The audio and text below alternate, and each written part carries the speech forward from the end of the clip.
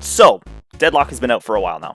It's been in early access for a little bit. It means that the community has had some more time to play around with the ideas of what the best build might be for each character. But I do not care about that. As a certified silly guy, I wanted to know what the funniest build for each character was.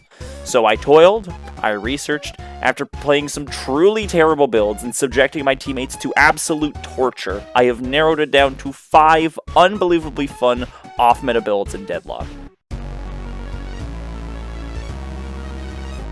So Ivy has become somewhat of a favorite in the Deadlock community. On the surface, she's just a support with great utility, a super impactful ultimate, and halfway decent stats. I wanted to take advantage of absolutely none of them, though, because my eyes were too fixed on the size of her mag. Building fully into fire rate and magazine size, you become a nightmare of bullets, bullets, and more bullets. Before you're able to fully become the bat with the gat, though, you have to slog your way through some of the worst early game I've ever played. Picking up items like basic magazine, ammo scavenger, close quarters, and most importantly, active reload. Oh my god, I love this item. These give you plenty of access to extended trades, decent early game damage, and about 46 bullets. But that's not enough. The beast hungers for more bullets. Mid-game, there's only 2 items that are really incredibly useful to you. Heroic Aura and Intensifying Magazine. Heroic Aura lets you tell your team, see, I'm playing a support smiley face, but secretly, you're popping at every gunfight due to its short 30-second cooldown. Intensifying Magazine plays so well into the game plan of holding the left mouse button and walking forward, increasing your weapon damage by 75% the longer that you're firing. Late game, you need to pick up Titanic Magazine and Point Blank, for obvious reasons. Finally, you can wrap it up with a Veil Walker, bringing your total magazine count to 84 shot. Now you are ready to experience Deadlock the way it was meant to be experienced. As a howitzer attached to the back of the statue of David, you piece of art, you.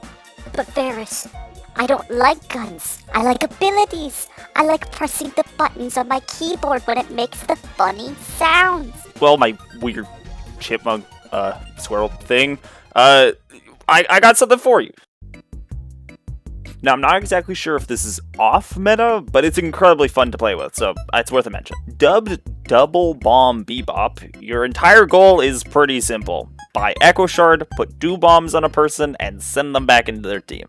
Because your bomb, your number 2 ability, applies an extra 2.5% bonus damage, depending on how many people it hits, you're always guaranteed to do at least 5% extra damage by the second bomb.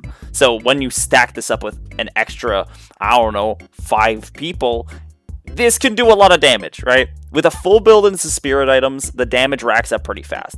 The only thing you need to know, and you need to really build into, is Mystic Reach and Mystic Burst. These are the 2 major things that you want to build outside of Echo Shard. Other than that, it's pretty flexible. Buy these items early, build whatever else you might need, rush Echo Shard, get your bombs on the person, and you can really just run with whatever. You can check the description below to see what the names of the builds that I used were, as well as the creators for them, which are incredibly talented, and thank you so much for building them. But all of them are available on the public community build tab in your shop, and you can use whatever one you want. Now, in my game, I did not use the multi-keybind. If you didn't know, it was found that you can bind multiple abilities to 1 bind of your key using the special developer console that's openable by pressing F7 on your keyboard. Now, again, I did not use them. I don't think that it's a very sportsmanlike thing to do. However, it's pretty funny. So I'm going to give you a tutorial on how you can do it, and then you can get in trouble and not me. So to get the best result, you press F7, like I said, to open your console, and then you can paste this command that you see on screen. Don't worry about, grabbing it off the screen. It's down in the description as well to pick up. You just type that in, hit enter. You can replace the letter that's after bind, the little keyword at the beginning, bind, to whatever key is easiest for you. I just use U as mine because that's the easiest one for me. And then you just purchase your items. And make sure that your Echo Shard is in your slot 4, and whatever other active item that you want to combo is in slot 1. I use Curse in this scenario, but you can really use whatever you want. Then you just press your bind, and voila, double bomb in a single keystroke. This build is hilarious. It does arguably too much damage, and you barely have to use your gun. Just remember that you are pretty squishy. Most of your money's going to be going towards your damage and not towards your body, so you want to keep out of melee range, you know, not get beaten up as much as possible. Which is unlike our next build. Are you immune to being called a weeaboo? Do you miss pressing R on Genji and just going ape? Well, with the power of God and anime on your side, this build might be for you. Yamato already has great mobility and the ability to snowball into late game. Now she can do that, but with her fists. Early, you just build close quarters, sprint boost, and spirit strike, giving you the ability to outtrade almost anyone in melee range. Make sure that you're comboing your abilities in as well.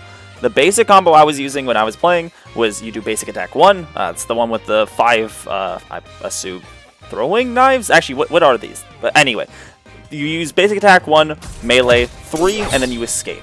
Her 3 gives a great debuff to fire rate, as well as heals you, and does a decent enough damage to make sure you always outtrade in short scuffles early on.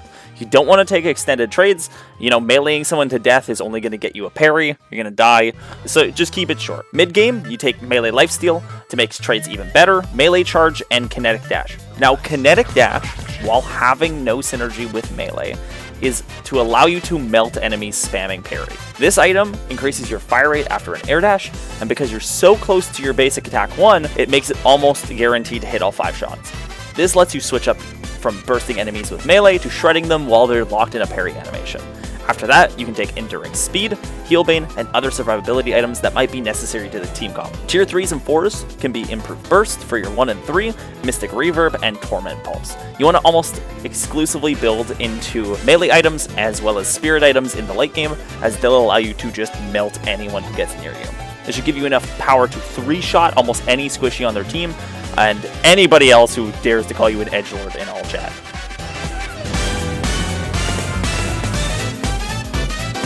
Okay, if you thought that Double Bomb was funny, and you like the up-close and personal style of Yamato, this next one's gonna be the funniest version of both. Pocket is usually seen as being a sweaty, try-hard pretty boy with so much escape potential that he's infuriating. But what if we want to chill? What if we just want to hang out, have a brew, and kick it with the boys, and then go thermonuclear the moment we get left alone for too long? Nuclear Pocket, as I've been calling it, takes everything important about Pocket and throws it out the window, except for Result. This bad boy can fit so much spirit damage in it, with nearly double the scaling of Dynamo's ult, and it becomes super toxic to deal with. The game plan is simple. You farm for a million years, arrive at a team fight, and drop a bomb on them, inflicting upwards of 24 seconds of ticking DOT damage, and applying a slew of annoying debuffs. Then you just sit in your suitcase until your team clears them up. Early game, pick up Ammo Scavenger, Sprint Boots, and Mystic Burst. From there, you can buy small 500 to 1250 soul items that stack into things that we actually want, like Duration Extension, Mystic Vulnerability, and Suppressor. Once your laning phase is done, which you will probably lose by the way, focus on farming everything you can get your hands on. Minions, neutral camps, assists, anything that give you money. Late game, you're aiming for 4 main items: Escalating Exposure, Diviner's Kevlar, Superior Duration, and Mystic Slow. These combination of 4 items pack enough punch to one-shot a Vindicta late game, making you annoying enough to now start joining team fights. Some other upgrades you can get are Boundless Spirit, Improved Cooldown, and Warp Stone, but you can pick those up once you start fighting as a team. Really, just pick up anything that keeps you from dying immediately, as you'll become the #1 priority to the enemy team. Debuff Remover, Ethereal Shift, Soul Rebirth, anything like that. Now let's talk about some more burn, because I know that if you're like me, you love hitting someone with a damage over time effect, going home, making yourself some coffee, a snack, coming back, and still seeing them fight off the disease that you inflicted them with. And that's where our final build comes in.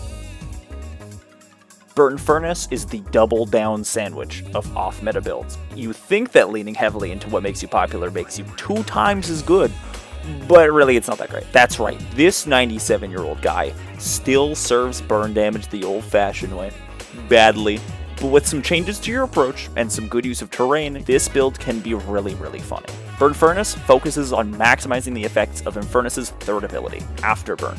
Now at first glance, it seems not incredible, lasting less than a fifth of the time at peak compared to Nuclear Pocket, and it has 0.1 times greater scaling. But not having this ability tied to your ult, this might be the better in between. Now this one took me a bit to get used to, and I died a lot in my time testing, but from what I found, the best results came from when I was playing with a hit and run playstyle, rushing Ricochet, and then harassing enemies by hitting enemies near them. Ricochet, if you didn't know, also applies Afterburn, so we just have to hit the most accessible target, and both of them will catch on fire. Dueling is not in the cards for this build, so I recommend investing in some bonus stamina and movement speed to allow yourself some means of escape after setting them ablaze. In the early game, I took Basic Magazine, Extra Stamina, Swift Striker, Enduring Spirit, and Quicksilver Reload, attaching the ability to Catalyst, which is your one. After that, you just rush Ricochet. From here, you're going to want to roam a lot, pissing off any laner that you come across, with a drive-by burning before coming back to your lane. Mid-game is going to be a lot of roaming, a lot of harassment, and grabbing neutral camps. Ricochet makes this really easy, and the burn does help too. Mid-game items that we're going to go with are Spirit Lifesteal, Mystic Vulnerability, Duration Extension, and Toxic Bullets, if needed.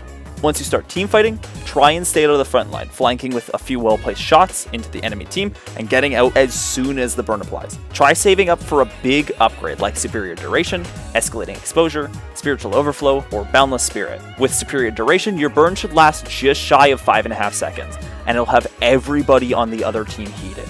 And that's everything. Did I miss a build that you like? Should I revisit a few more? Let me know in the comments. And also, make sure to subscribe, okay? That'd be really nice. Thank you so much.